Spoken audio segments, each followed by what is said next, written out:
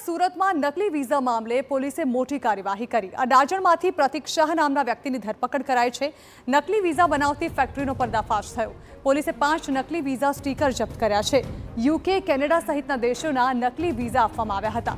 પ્રતિક શાહ દિલ્હી, પંજાબ અને ચંદીગઢ એજન્ટ્સને વિઝા વેચતો હતો। હરિયાણાના એજન્ટોને પણ પહોંચાડતો હતો તે નકલી વિઝા।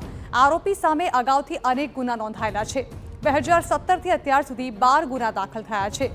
સુરતમાં નકલી વિઝા માફિયાનો મોટો પર્દાફાશ થયો।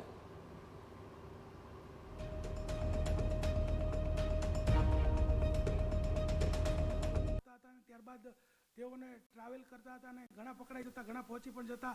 તે ઉપરાંત જે દિલ્હીની એક એજન્સી છે કબૂતરબાજી સાથે જોડાયેલી છે, એને પણ આ જે સ્લીપ છે, વિઝા સ્લીપ એ બનાવીને એ મોકલતો હતો અને એના 15,000 ચાર્જ વસૂલ કરતો હતો।